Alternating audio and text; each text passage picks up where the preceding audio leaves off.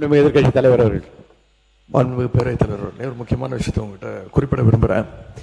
ஏற்கனவே என்னுடைய மூத்த சட்டமன்ற உறுப்பினர் இது உங்களுடைய கவனத்துக்கு எடுத்துகிட்டு வந்திருக்கிறாங்க. மீண்டும் நினைவுபடுத்த விரும்புகிறேன்.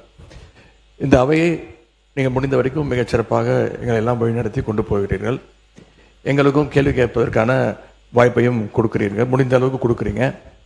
எங்களை விட அதிகமாக ஆளுங்கட்சி உறுப்பினர்களுக்கும் அமைச்சர்களுக்கும் வாய்ப்பு கொடுத்துக்கிட்டு இருக்கிறீங்க. எண்ணிக்கை அடிப்படையில் அவங்களுக்கு அதிகமாக கொடுக்குறேங்க. முடிந்தவரை குறை சொல்ல கொடுத்துக்கிட்டு இருக்கீங்க. நான் இங்கே குறிப்பிட விரும்புவதெல்லாம் ஆளுங்கட்சியை சேர்ந்த உறுப்பினர்கள், அமைச்சர் பெருமக்கள் எங்களுக்கு பதில் சொல்லும்போது ஆதாரம் இல்லாமல் பல குற்றச்சாட்டுகளை வைக்கிறாங்க. ஆனால் நீங்கள் அதையெல்லாம் அவை குறிப்பிலிருந்து சரியாக நீக்கிடுறீங்க. இன்னும் சொல்ல போனால் சட்டமன்ற வரலாற்றிலே இதுதான் முதல் முறையாக எதிர்க்கட்சி உறுப்பினர்கள் பேசுவதை விட ஆளுங்கட்சி உறுப்பினர்கள், அமைச்சர் பெருமக்கள் பேசுவதையெல்லாம் நீங்கள் தான் முதலாக அவை குறிப்பிலிருந்து நிறைய எடுத்திருக்கிறீங்க. அந்த வரலாறு நீங்கள் படைச்சிருக்கிறீங்க. அதற்கு என்னுடைய வாழ்த்துக்களை தெரிவிச்சுக்கிறோம். இப்போது இந்த அவை நிகழ்ச்சியெல்லாம் நீங்கள் லைவில் எல்லாமே போயிட்டுருக்கு. கேள்விகள் நாங்கள் கேட்டால் நாங்களே ஆச்சரியப்படுற அளவுக்கு, அதிசயப்படுற அளவுக்கு பதில்களையும் கொடுக்குறாங்க. கேள்வி கேட்டால் பதில் சொல்லலாம். இப்போ பாட்டெல்லாம் வேற பாட ஆரம்பிச்சிட்டிங்க. எங்களுக்கே சில நேரம் சட்டமன்றத்துக்கு வந்திருக்கோமா இல்லை இப்போ சூப்பர் சிங்கர் நிகழ்ச்சிக்கு வந்திருக்கோமா அப்படின்னு சந்தேகப்படுற அளவுக்கு இங்கே பாட்டு நிகழ்ச்சிகள்லாம் நடந்து கொண்டிருக்கிறது. நீங்கள் அவை குறிப்பிலேருந்து நீக்கிடுறீங்க. ஆனால் இதெல்லாம் நேரடி தொலைக்காட்சியில் போகும்போது இதெல்லாம் யூடியூப் சேனல்லையும் சோஷியல் மீடியாலையும் ரீல்ஸாக கட் செய்யப்பட்டு அதிகமாக ஷேர் செய்யப்படுகிறது. அதன் பிறகு நீங்கள் இதில் நீக்குவதிலே அர்த்தம் இல்லாமல் போய்விடுது. எனவே இதை மீண்டும் உங்களுடைய கவனத்திற்கு நான் கொண்டு வர விரும்புகிறேன். அதே மாதிரி இன்னொரு விஷயம், நேற்று முன்தினம் இந்த பேரவையிலே பேசின நம்முடைய முதலமைச்சர் அவர்கள் தன்னுடைய டேபிளில் 3 ஃபைல்ஸ் இருப்பதாகவும் அந்த ஃபைல்ஸை அவர் திறந்து பார்க்க வச்சிடாதீங்க அப்படிங்கிற தோணியில் எங்களுடைய அரசை குற்றஞ்சாட்டுகின்ற வகையில் குறிப்பிட்டு பேசியிருக்கிறாரு. அந்த ஃபைல்ஸை நாங்கள் கேட்டுக்கொள்வது, தயவு செய்து அவர் திறந்து பார்க்க வேண்டும், அது மீது அவர் ஆக்ஷன் எடுக்க வேண்டும். எதற்காக பயப்படுறீங்க, எதற்காக காலம் தாழ்த்துறீங்க? இதையே 3 மாதமாக சொல்லிட்டு இருக்கிறீங்க. ஜோசியக்காரன் சொன்னால் தான் அந்த ஃபைல் திறந்து பார்ப்பீங்களா? நல்ல நேரம் அதை பார்த்துட்டு இருக்கீங்களா? சட்டத்துறை அமைச்சர் சொல்லுங்கள். மாண்புமிகு பேரவைத் தலைவர் அவர்களே, மாண்புமிகு பேரவைத் தலைவர் அவர்களே, ஜோசியம்னு சொன்னாரு. ஜோசியம் பார்த்து மஞ்சள் துண்டு போட்டதெல்லாம் ஆல்ரெடி தமிழ்நாடு பார்த்துருச்சு. ஜோசியம் பார்த்து மஞ்சள் துண்டு போட்டதெல்லாம் தமிழ்நாடு ஆல்ரெடி பார்த்துருச்சு. அதனால எதை செய்தாலும் வெளிப்படையாக எந்த ஒளிவரங்களும் செய்ய தெரியும், எதை எப்போ எடுக்கணும் என்னன்னு தெரியும். எல்லா துறைகளிலும் எப்பெல்லாம் சட்டப்பூர்வமான நடவடிக்கை எடுக்கப்பட்டு வருது எல்லா துறையிலும் எடுத்துட்டு வருது. எல்லா துறைகளிலும் அந்தந்த துறையில எங்கெங்கெல்லாம் வயலேஷன் இருக்கோ, எங்கெங்கெல்லாம் விதிமீறல் இருக்கோ, அதுக்கான சட்டப்பூர்வம் நடக்கிற வழக்குகள்லாம் பதிவு செய்யப்பட்டு தான் வருது. அதனால நாங்க ஏற்கனவே இந்த ஜோசியம் பார்த்து மஞ்சள் துண்டி பார்த்துட்டோம், எல்லாரும் பார்த்துட்டோம். ரொம்ப எதிர்கட்சி தலைவர் அவர்கள், பேரவைத் தலைவர் அவர்களே, எதிர்கட்சி தலைவர் பேசும்போது நீங்கள் அவள் கட்சியை சார்ந்த ஒரு உட்காருங்க. அவங்க பேசுகிறாங்கல்ல எதிர்கட்சி தலைவர். பேரவைத் தலைவர்களே, இதைத்தான் நான் குறிப்பிட்டேன். நாங்கள் ஒரு கேள்வி கேட்டால் நாங்களே ஆச்சரியப்படுறவர்களுக்கு, நாங்களே அதிசயப்படுற அளவுக்கு நீங்கள் ஒரு பதில் சொல்கிறீங்கிறது இதுதான் நான் சொன்னேன். அதன் பிறகு ஜோசியக்காரன் அப்படின்னு சொல்கிறது தவறுன்னு சொல்கிறீங்க. நீங்கள் ஜோசியக்காரன்னு அப்பாயின்மெண்ட்டு நீக்கியிருக்கீங்க. ஜோசியங்கிற வார்த்தை ஒன்றும் தப்பான, ஜோசியக்காரங்கிறது தப்பான வார்த்தை கிடையாது. லைவ் திமுக ஆட்சியில் தான் முறையாக நாங்கள் தேர்தல் அறிக்கையில் சொன்னோம், கேள்வி நேரத்தை முதலையாக லைவாக ஒளிபரப்பு செய்தது நாங்கள். இப்போ இந்த கேள்வி நேரத்தையே எடுக்க முடியாத நிலைமையில தான் இன்னைக்கு இந்த அரசு நடந்துகிட்டு இருக்கு. இன்னொன்று, இந்த நீங்கள் லைவ்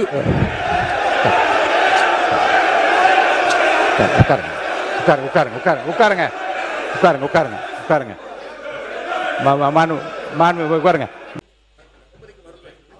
எடுக்கப்படவில்லை. நீங்கள் சொல்வதெல்லாம் நான் ஒத்துக்கிறேன். நான் உங்களை குறை சொல்லவே இல்லை. உங்களை நாங்கள் பாராட்டுகின்றோம். உங்களுக்கு ரொம்ப பொறுமையாக எல்லாரையும் ஹேண்டில் பண்ணுறீங்க. அதை பற்றி நாங்கள் கவலைப்படல. நேரலை நாங்கள் செய்யவில்லை அப்படின்னு சொன்னாங்க. சட்டமன்ற வரலாற்றிலே முறையாக நேரலை செஞ்சது திராவிட மாடல் அரசு, எங்களுடைய தலைவர் அவர்கள் தான். கேள்வி நேரம் ஒவ்வொரு நாளும் 1.5 மணி நேரம் 10 கேள்விகள் எடுக்கப்பட்டு அனைத்து எதிர்க்கட்சி தலைவர், அப்போ இருந்து அண்ணா திராவிட முன்னேற்ற கழக உறுப்பினர் அத்தனை பேருக்கும் வாய்ப்பு கொடுத்தது எங்களுடைய தலைவர். அது லைவ் செய்யப்பட்டது. இப்போ நீங்கள் எல்லா நிகழ்ச்சியும் லைவ் பண்ணுறீங்க. இந்த பிரச்சனையை தான் உங்ககிட்ட சொல்கிறேன். லைவ் பண்ணுறதுனால என்னென்ன பிரச்சனைகள் வருது என்பதை உங்களோட கவனத்துக்கு கொண்டு வரேன். நீங்கள் அவை குறிப்பில் நீக்கிறேன் நீங்கள் நீக்கிட்டே இருக்கீங்க. ஆனால் எல்லாமே அங்கே ரீல்ஸாக மாற்றப்பட்டு அங்கே போய் கொண்டிருக்கிறது. ஏற்கனவே மாண்புமிகு எதிர்க்கட்சி தலைவர் அவர்கள் இது குறித்து வெளியிலே இருக்கக்கூடிய நீங்கள் என்ன உங்கள் தலைவை கட்டுப்படுறீங்களா நீங்கள் பிடிக்கிறீங்க? நீங்கள் எதுக்கு பேசுறீங்க? நீங்கள் ஏன் பேசுறீங்க? நீங்கள் இந்த முதலமைச்சர் சொன்னது அந்த 3 ஃபைல்கள் இருக்கு. நான் எதுவும் சேலஞ்ச் எல்லாம் பண்ணல, நான் ஓப்பன் சேலஞ்சே பண்றேன். முதலமைச்சர் அவர்கள் தொடர்ந்து பார்க்கட்டும், யார் மீது நடவடிக்கை எடுக்க உண்மையாக குற்றச்சாட்டு ஆதாரத்தோடு இருந்தால் அவர் நடவடிக்கை எடுக்கட்டும். எனவே சினிமாவில் பஞ்ச் டைலாக் பேசுறதெல்லாம் இந்த சட்டமன்றத்தில் பேசல. நீங்க அப்படி பஞ்ச் டைலாக் இல்ல நீங்க இதுங்க நான் என்ன சொல்றேன், இது நீங்க பேரவைத் தலைவர் அவர்கள் இல்ல மாண்பு பாருங்க கருத்து இல்ல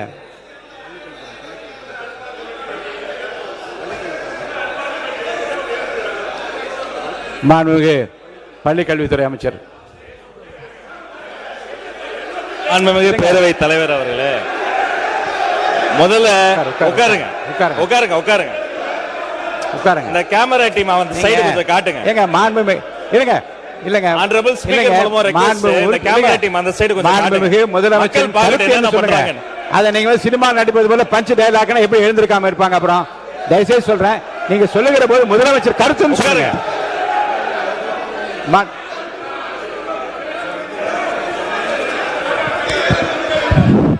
உட்காருங்க. நீங்க எங்க வரீங்க? நீங்க போங்க உள்ள இடத்துக்கு. நீங்க போங்க பதில், நீங்க போங்க முதல்ல. மாண்பு உறுப்பினர் கொஞ்சம் அமருங்க. எல்லாம் அமருங்க. இருங்க, நீங்க அமருங்க. எல்லாம் அமருங்க.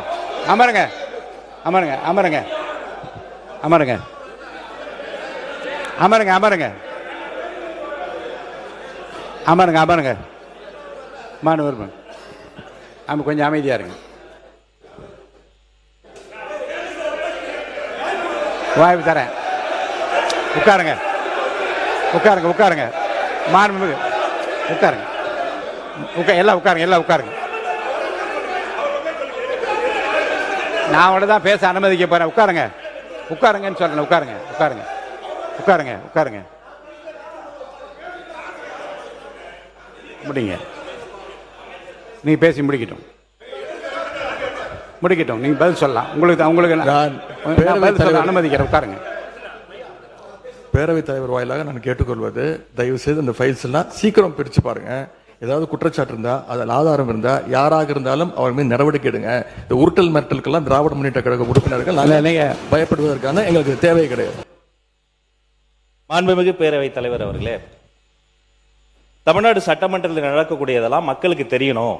என்னென்ன யார் தொகுதி சார்ந்த பிரச்சனைகள் கேட்கறாங்க, அதுக்கு பதில் சொல்லணும் தான் நேரலை தரும். நான் உங்க மூலமா ஒரு கோரிக்கை வைக்கிறேன். முதல் கோரிக்கை என்னன்னா, நம்மளுடைய கேமரா டீம் இந்த எதிர்க்கட்சி வரிசை தொடர்ச்சியா அப்படி கமெண்ட் அடிக்கிறது, உரிமையில பேசுறது, லாஸ்ட் பெஞ்ச்ல இருந்தா டாக்டர் குடுகுடுன்னு ஏஞ்சி இங்க நடுவில் ஓடி வர்றது, இதையும் சேர்த்து ஸ்பிளிட் ஸ்கிரீன்ல காட்டுங்க.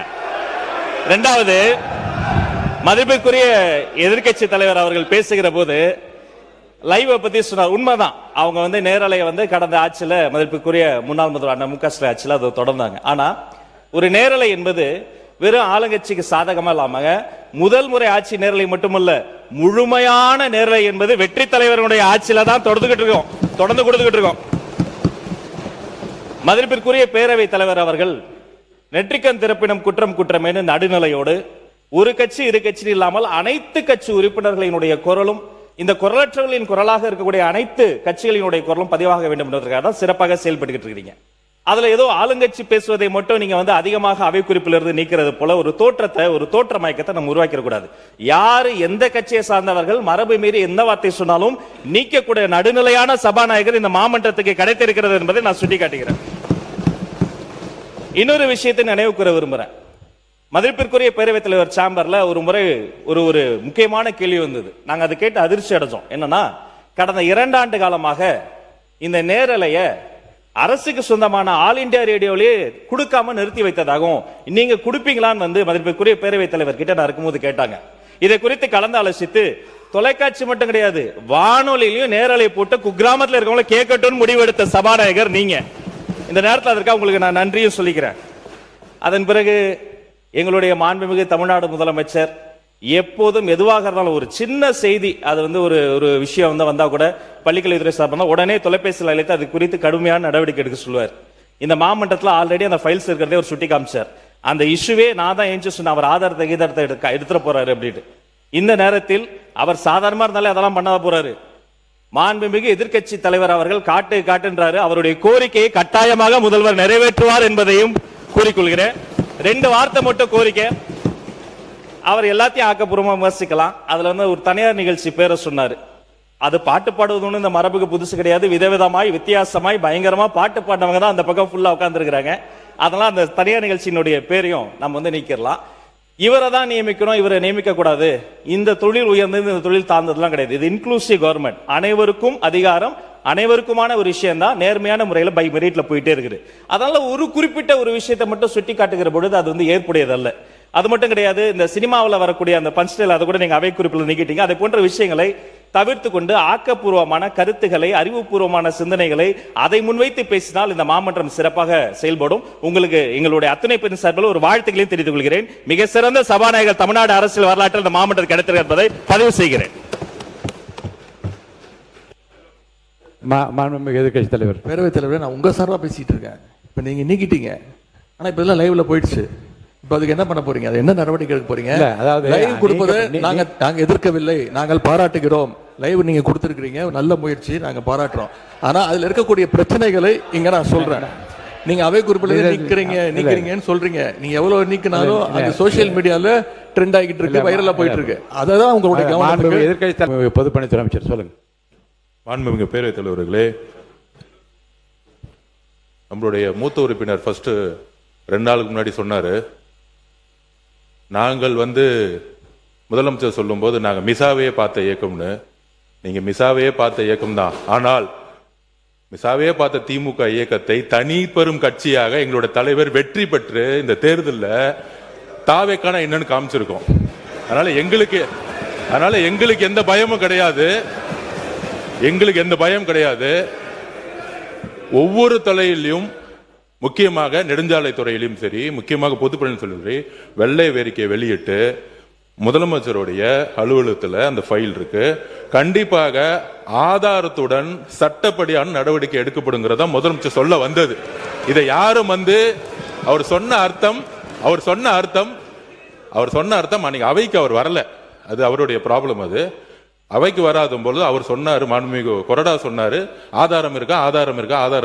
நிதித்துறை அமைச்சர் பார்க்கும் பொழுது, அவர் கேட்கும் பொழுது, எங்க கிட்ட ஆதாரம் இருக்கு, அதை தகுந்த நேரத்தில் சட்டப்படியான நடவடிக்கை எடுக்கப்படும் சொன்னாருங்கிறத பதிவு பண்றேன். ஏன்னா அவர் எதிர்க்கட்சி தலைவர் அன்னைக்கு வரல, அவர் அதனாலதான் பதிவு பண்ண. அதுக்கப்புறம் அவர் சொல்றாரு, போன 5 வருஷம் இவங்க என்ன ரீல்ஸ் விட்டாங்க, என்ன பாட்டு பண்ணாங்க, பாராளுமன்றத்திலே பதவி ஏற்கும் பொழுது எங்களுடைய எந்த கட்சி தலைவரையும் பத்தி உறுதிமொழி எடுக்கல.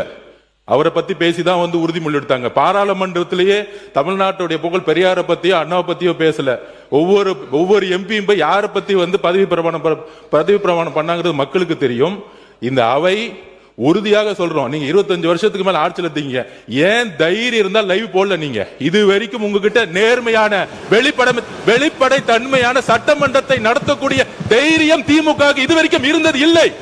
முதல் முறையாக தமிழ்நாட்டு வரலாற்றிலேயே தமிழ்நாட்டுடைய மக்களாட்சியை நிலைநாட்டி, ஜனநாயகத்தை நிலைநாட்டி, நாங்கள் தவறு செய்தால் நீங்கள் சொல்லுங்கள் சொல்லக்கூடிய சபாநாயகையும் ஒரு ஆட்சியும் எங்களுடைய முதலமைச்சர் மக்களுடைய ஜனநாயகத்தை காப்பாற்றுவதற்காக லைவ் மக்கள் முன்னாடி தெரியுமா விட்டுருக்காரு. அதை நாங்கள் பதிவு பண்றோம். நீங்க ஏன் லைவ் இல்ல? 2021 உங்களுடைய தேர்தல் அறிக்கை என்ன இருந்துச்சு? 2021 திமுகவுடைய தேர்தல் அறிக்கையில் சட்டமன்றத்தை லைவ்ல கொண்டு வரும் சொன்னீங்களே, ஏன் செய்யல?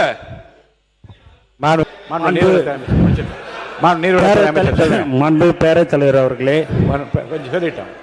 அதுக்கு அடுத்தபடியாக நேற்று மார்க்கெட்டில் ஒரு 70 வயசு முதியவர் சொன்ன ஒரு வார்த்தை என்னான்னு பார்த்தீங்கன்னா, இப்போல்லாம் நாங்கள் சீரியல்லாம் பார்க்கறதில்ல, லைவை அசம்பிளியில் சட்டசபையில் என்ன நடக்குதுன்றத நான், என் மனைவி, என் பேத்தி முதல் கொண்டு அதை நாங்கள் காலேஜ் முடிச்சுட்டு வந்தால் கூட நாங்கள் இதை பார்த்துன்னு இருக்கிறோம். உண்மையாகவே ரொம்ப சந்தோஷமாக இருக்குது, நிம்மதியாக இருக்கிறோம். எங்களுக்கு எல்லாம் இருந்த பயம் எல்லாம் போய் இன்னைக்கு எதுவாக இருந்தாலும் எங்களுக்குன்னு ஒரு புள்ள இருக்கிறாரு நம்மளுடைய முதலமைச்சர்ன்றத அவர் அந்த பெரியவர் சொன்னார். இது உண்மை சம்பவம். இதை நான் மாண்பு பேரவைத் தலைவர்களே, இவர்கிட்ட நான் அமைச்சர்கிட்ட காலையில் வந்த உடனே நான் இதை சொன்னேன். ஆனால் திடீரென்று எதிர்க்கட்சி தலைவர் இப்படி பேசினார். லைவை வந்து உண்மையாகவே தமிழ்நாடுல முதல்ல தைரியமாக எங்கள் தலைவர் தான் லைவ் வந்து அனுமதித்திருக்கிறார் என்பது இந்த நேரத்தில் தெரிவிச்சு. எதிர்க்கட்சி தலைவர் அவர்களுக்கு